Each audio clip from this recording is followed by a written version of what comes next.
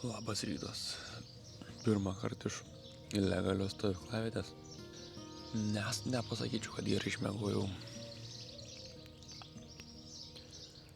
Visų pirma, tai kad čia buvo žmonių, kai kurie šūkavo, kai kurie baliavoja. Visų antra. Čia per naktį paliekamos šviesos jungtos, taip mano organizmas nesupranta, kas vyksta. Atsikėliau 5 valandą ir čia žiūriu šviesų, tačiau keltis, nesikelti. Žiūriu dar tiek mažai valandų. Dar va ir tas, kad valandą atsisuko atgal laikas. Jau biški ritmas kitaip. O rytą čia bele kiek daug balandžių ir jie visi visi ūbauja. Nežinau. Dar galvoju, ką daryti. Geriu kavykę. Orelis tobulas. Sėdžiu pavėsinikiai. Susikrovau maišą šmutkių, nereikalingų šmutkių, kurias planuoju išsiųsti į Lietuvą. Tėvam atgal parvežti. Dar vis neužpakuoju, galvoju, gal dar kažką prisiminti. Pasidžiaugiau drabužius, susiskalbėjau ir dabar išnaudoju laiko visokiems darbeliams. Reikia biškį susisiūt balsutę, nes lipuks vienas baigi išeit lauką.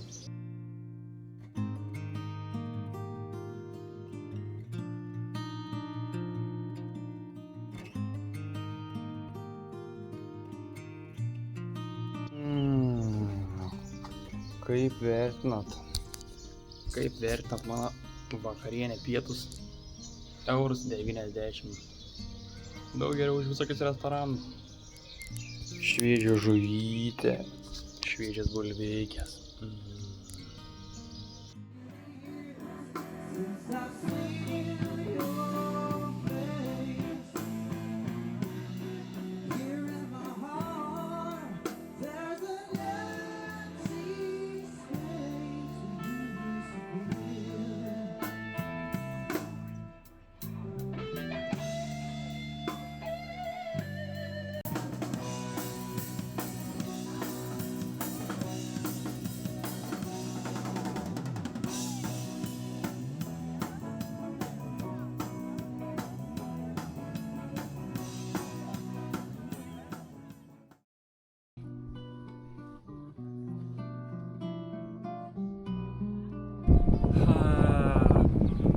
Aš vėl kely. Praleidau 4 naktis tam kempinge. Reikėjo man atsipūst, pailsėt. Tiek daug įspūdžių reikėjo suvirškinti laiko. Tai visai sėkmingai tą padariau. Bet jau ant galo jau norėjęs jau judėti, jau biškį užsisėdėjęs pradėjau jaustis. Va tik ko pasigėdau šitam kempinge, tai panašių žmonių kaip aš. Tokių keliautojų, taip toliau. Pagrindinė vien tik kažkokie senoliai arba šeimos su vaikais. Tai nelabai turėjau bendros kalbos su kaimynais. Ir taip gavos, kad kaip tik šiandien yra mano gimtadienis. Tai diena prasidėjo nuo močiutės skambučio 6:30 ryte. Aš toks atsibundu, galvoju, kas čia vyks. Aš juk neužsistačiau žadintuvą. Ir taip žiūriu, močiutė skambin. Sveikint su gimtadieniu pirmą. Priėmiau sveikinimų. Ir pavažiavus 10 km sustojau apsidovanot. Tai pavalgiau brunčą. Gera buvo šiaip pavalgyti, biškį savo leisti kažką nusipirkti. Buvo gera, kai kažkas man valgyti padarė, o ne pats ten visą laiką daraus. Tik kažko šiandien nori man skaudėti kelėną, nesuprantu kodėl. Iš vis nieko atrodo fizinį nedariau šiais laikais, dėl ko galėtų skaudėti. Ar čia mano organizmas atbulinį įjungęs, nori toliau kimarint ir niekur nekeliaut. visko gali būti.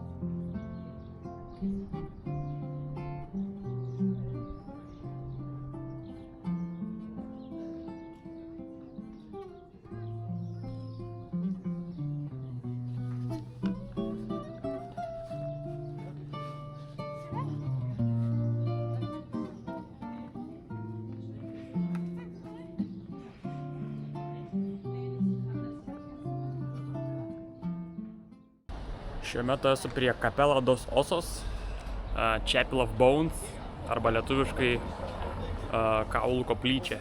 Jinai yra pastatyta Faro mieste. Tam pasirodė visai įdomus objektas, noriu pažiūrėti pirmą kartą kažkur į turistišką vietą, kur leidau pinigus. Jo, šita šventykla pastatyta 1816 metais. Viduj sienos ir patalpos pastatytas yra iš kaulų, iš skeletų, žmonių skeletų. Tai pasidomėjau, tai pagrindinė to idėja buvo tai, kad tuo metu Faro miesto regione buvo perpildytos kapinės tiesiog. Tai iš praktinės pusės, dalinai iš praktinės pusės, kad sutaupyti vietų, nebegrūsti tų kapaviečių. Ir iš kitos pusės, dėl gilesnės idėjas, tai kad primintų žmonėm, kad tiesiog jie mirs kažkada. Ne kad pabaugint, išgazdint, bet kad primint memento mori, kaip tas yra posakis. Čia visiems žinomas, tai nieko nėra amžino. Daryk tai, ką nori daryti dabar, nes vis tiek mirsi. O dabar lekiam toliau palei pakrantę, palei Eurovelo maršrutą. Beje, buvau užsukęs į DHL punktą, pridaviau droną. Tai tikiuosi, pridaviau tam, kur reikia, į geras rankas. Tai tikiuosi už kelių savaičių atsiimt, pataisyti arba naują droną ir galėsim toliau dėti kadriukus geras.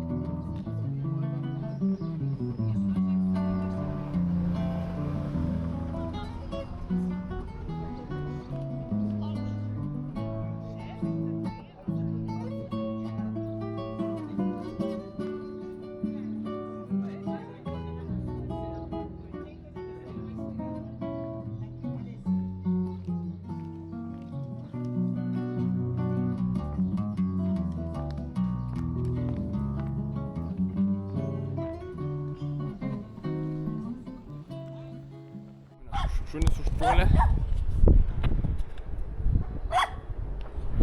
Ten privažiavau vietą, kur kelias baigės. Palei pakrantę turėjo važiuoti, eit. Bet gal nušliaužė tas kelias, ar kas ten jam buvo. Tai dabar reikia bandyti grįžti kažkaip per aplinkui. Ir kažkaip išvengti, kad šunis nesudraskytų.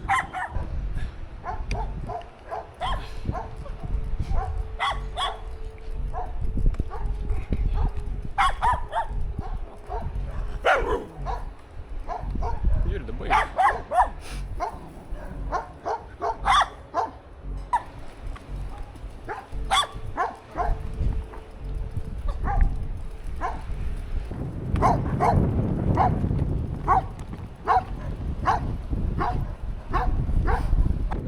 Jaučiu, kad atsigyniau tų šunų. O, ir man ras, kad ėjau vietą, kur galėsiu persivaryti dviratį. Nes šiaip aš tai buvau įsigandęs, kad čia vis yra aplinkui tvoras. Bet kaži ar po to nebus tvoros, bet reikia bandyti.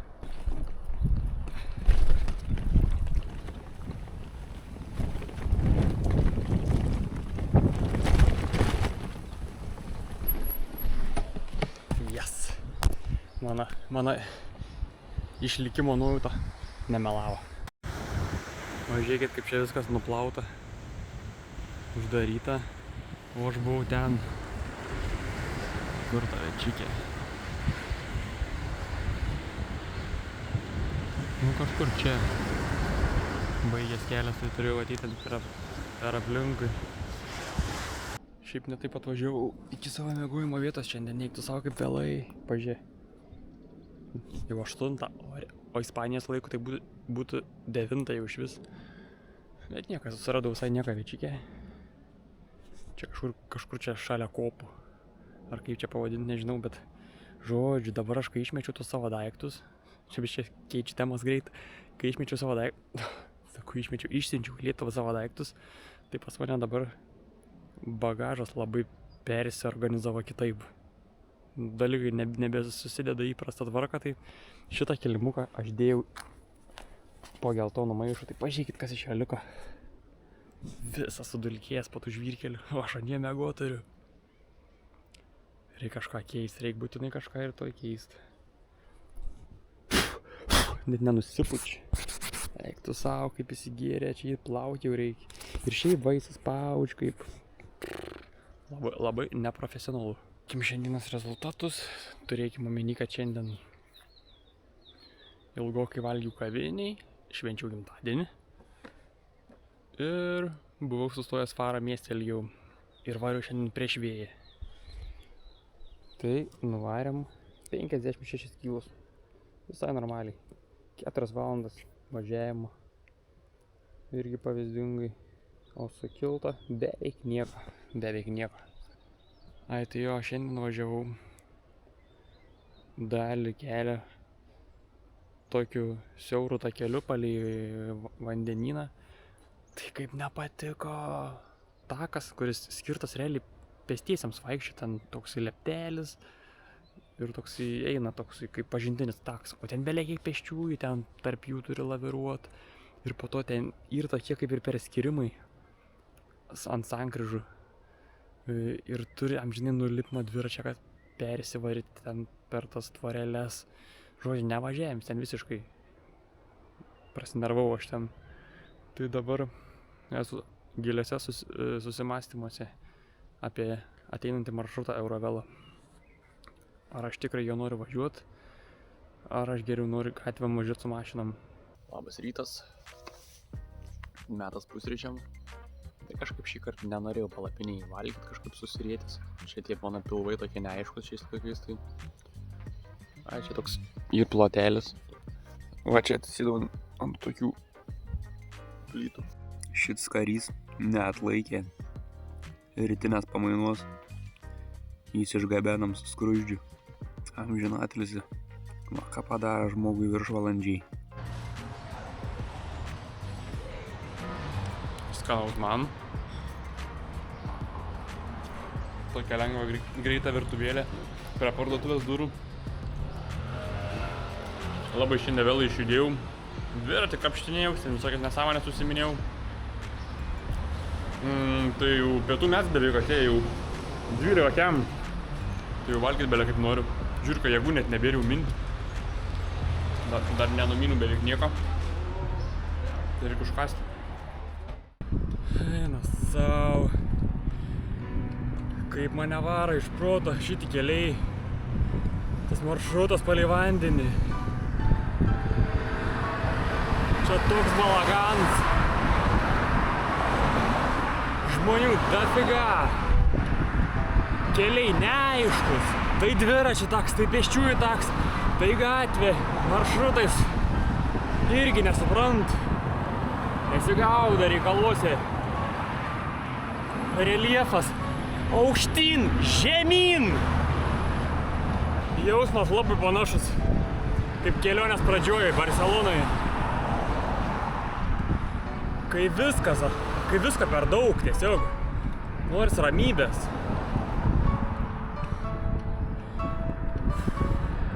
Pasilgau tų kaimo kelių, kur tarp mažų miestelių, išvis kur mažai žmonių, tarp laukų visokių. Pasilgau. Ir dar tas vėjas vandenyno kaip dauža iš priekio amžinai.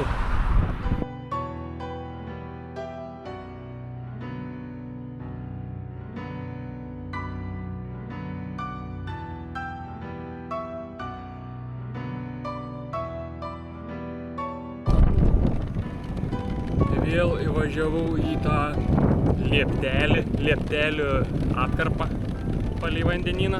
Žiūrėsim kaip šiandien. Ar vėl bus tos pertvaros, per kurias reiks stumtis ir laviruot ar ne. Nu, tiesą sakant, po to miesto ūžesio jau kaip ir visai faina dabar tas lieptas ir gamta. Nes taip jau gal išūšė tos mašinos tokia sunkesnė, viena sunkesnė. Nu, bet reik visokių. Ir galų gale kažkada prisiminsiu šitą dieną ir su šypsena galvosiu aš apie save, kaip aš čia kankinaus, kai jau nebereiks to daryti. Gal dar dėl to man nelabai tie lėptukai patinka, nes turi paranoją, kad prasibdursi padangą vieną sykį į kažkokį varžtą išlindusi. Bairis. Kai gėriau kavutę, ten prieš kokį pusvalandį pravažiavo toks dėdės su bagažu ir dabar privažiavau, pasivijau. Nu, tai visai nebloga, ten palaikau vadinas. Su šiam 7 kg dviračiu. Hi, what's your name? I'm from Geneva. From Geneva. Nice to meet you. I'm Simonas. Simonas. Yeah. Nice to meet you, Simonas, from Lithuania. Lithuania, yeah.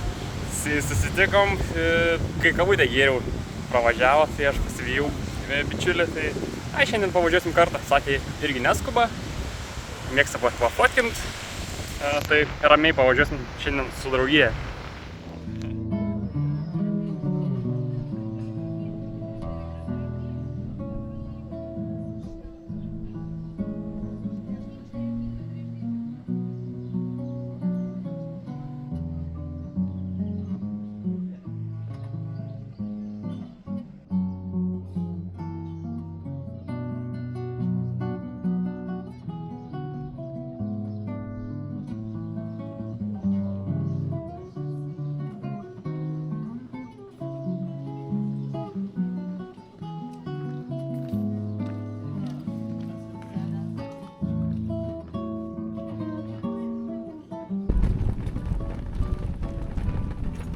Kaip fainiai pasišnekučiavom, pačilinam, ten ant to skardžio pasišnekėjom, gerai praskaidrina dieną.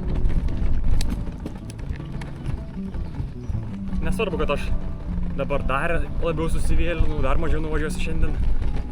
Bet vis tiek viskas yra ne apie kilometrus, o apie nutikimus, patirtis, pažintis. Tai labai džiaugiuosi. Pasukom jau skirtingais keliais, nes jis važiuos labiau pakrantę, o aš važiuoju link Lagoa miesto, kuris yra labiau vidiniai daly.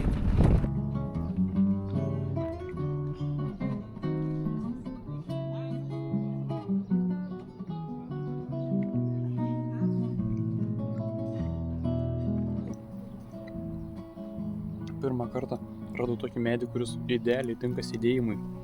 Grynai toks ketverto formos, kai kėdė beveik. Man patinka. Atsikėliau, valgau pusryčius ir žiūriu.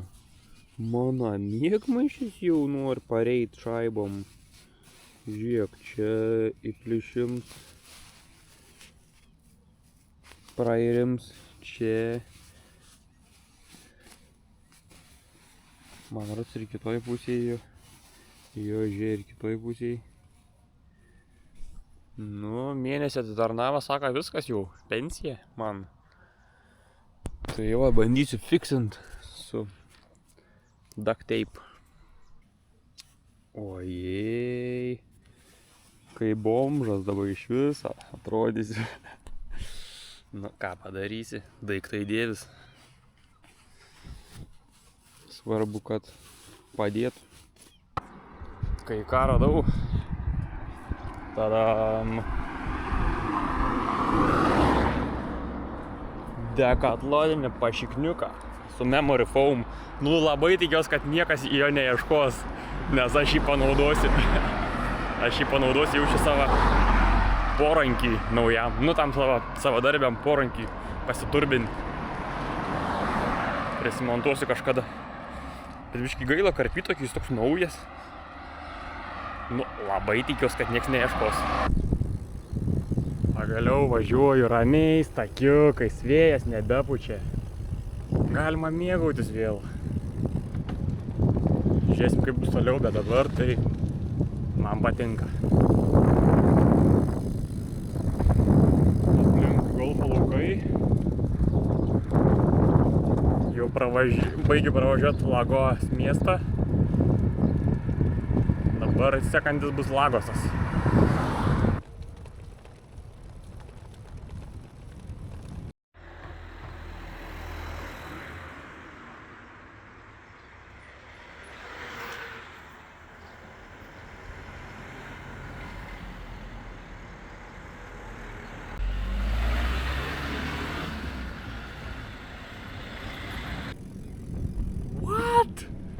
Dabar pravažiavau ką tik statybų vietą, čia tvarko gatvė ir statybininkai klauso rusiškos muzikos. Kaip čia suprasti? Čia tipo portugalai klauso rusiškos muzikos, ar čia ruskiai atvarė dirb?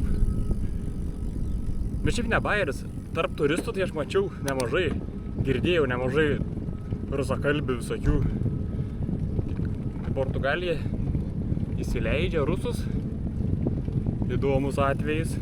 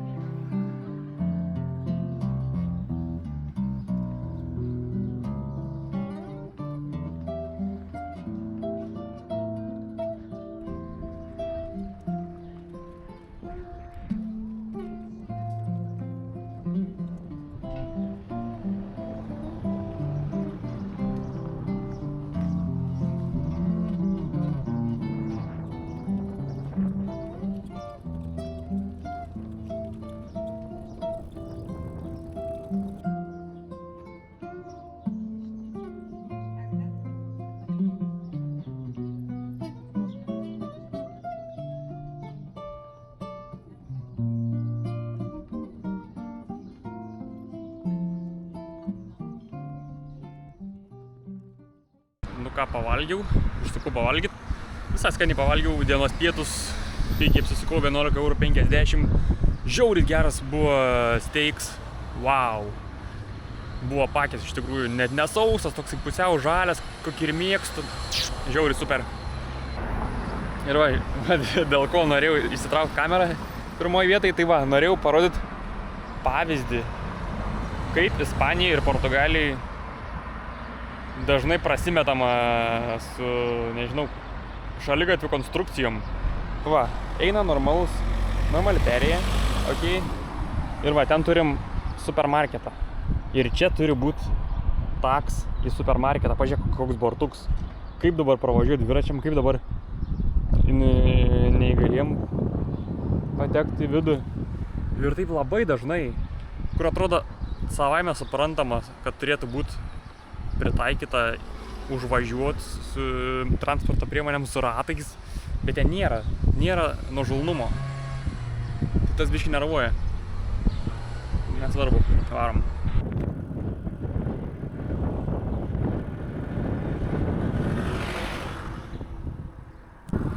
Dabar po tų kelių dienų Portugalijos pakrantės, tarp tų miestelių visų užturistintų. Čia tokia palaima. Vau. Gera žinot, kad dabar jau kuo toliau tuo labiau važiuosim į gamtos žemės, ramybės žemės, o ne į tos miestus. Vėl galės kempint kur tik nori. Žiek. Pasaka.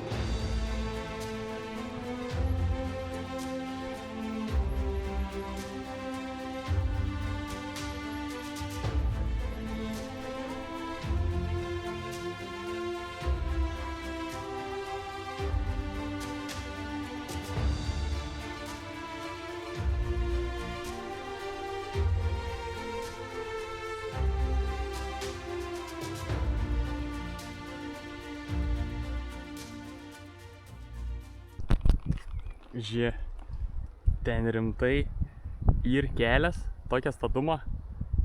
Plema, ten kokį 20% įkalnė, jei nedaugiau. Aš nenoriu patikėti, kad per ten man reiks važiuoti. Bet pagal žemėlapį tai jo, čia vienintelis kelias. What? Ir žiauriai keista, ne kokiam senamiestį, ne kaimelį, miestelį matyt tokį grindinį akmenuotą, o kažkur tarp laukų, tarp miškų. Irgi keista atvejais. Oho, sutikau rimtą dviračių keliautoją, ką tik pravažiavo. Iš Prancūzijos, sakė, kokie 3000 kilometrų. Vau, kieta. Tokia moteriškė. Dviratuks toks irgi paprastas, padangikės gan plonas. Saka, visur įmanoma pravažiuoti buvo. Paklausiau apie kelių kokybę, taip toliau. Nu, jeigu moteriškiai jau tokie jau pakankamai amžiai įveikti tokias kliūtis, tai čia man... Aš tikrai turėčiau paimti viską, ką man duos likims. Bet tai šiaip iš tikrųjų ant kiek užmotyvuoja, kai pamatai tokius žmonės. Ir kai tu pažiūri juos, nu jie neatrodo, grinai jie neatrodo jokie supermenai. Paprasti žmonės kalbi kaip su paprastu žmogum ir jie padaro va tokius va dalykus.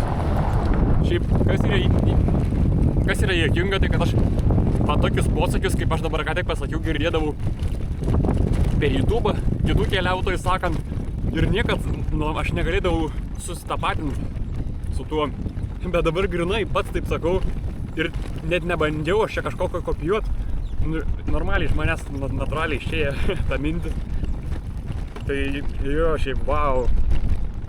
Suteikia motivacijas pačiam tęsti viską. Nes dažniausiai tik ką pamatai paprastus dviratininkus, kurie važiuoja čia tik dieną, 2 maks. Be daiktų, be nieko. Taip atrodo, kad visiems lengva važiuoti. Vienam taučiai. Tokią dalę. Eikit savo. Jūs juokaujat, pamenat, aš kaip buvau už kelių šimtų metrų pasakiau, kad čia bus kokie 2 procentų įkalnė. 2 procentų įkalnė. Eikit savo. Aš esu Aristotelis matematiks. Viskas savo užsiduodu tikslą įminti į šitą kalną. Didžiausias kol kas iššūkis bus.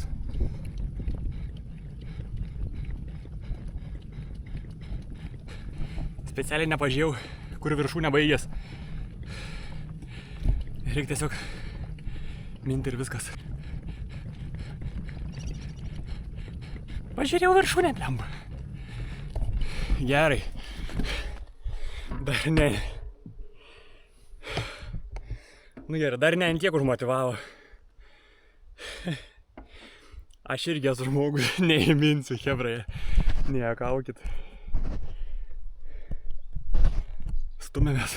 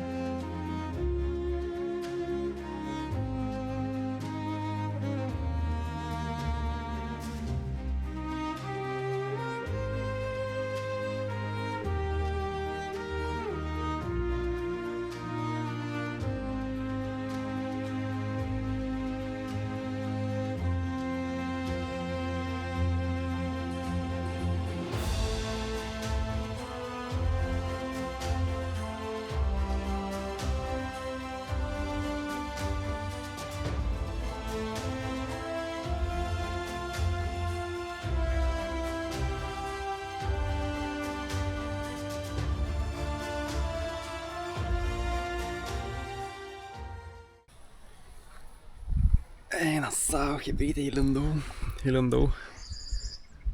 Čia pagaliau važiavau tokius laukus kalvotus, kur vien tik tokie pavieniai namukai stovi.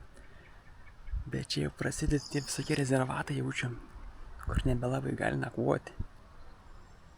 Tai aš jau užsistūmiau ant tokio šlaito stataus, pasislėpiau už krūmų. Bet matau, vis rangeriai pravažiuoju. Tai šiandien bus slėpynės.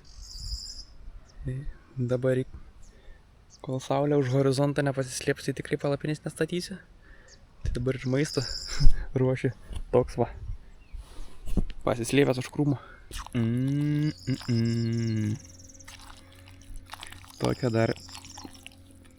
Tokios kombinacijos dar nesu bandęs. Bulvė, makarons, ryžis, kumpis, sūris, pomidorai. Bet turėtų būti bombiškai skanu. Turėtų būti labai gerai. Nepabėkim to žodžio, aš savo pavydžiu. Realiai nieko nepirkau, viską turėjau. Krepšiuose. Maisto užgyvenęs, kaip reikiant. Blemba, kad prisidariau porcijas. Kaip man tiek suvalgyti reikia? Nu, tam žinai, godumstas. Kai alžans esu, tai prisidarau tiek, kad po to jau nebesuvalgau.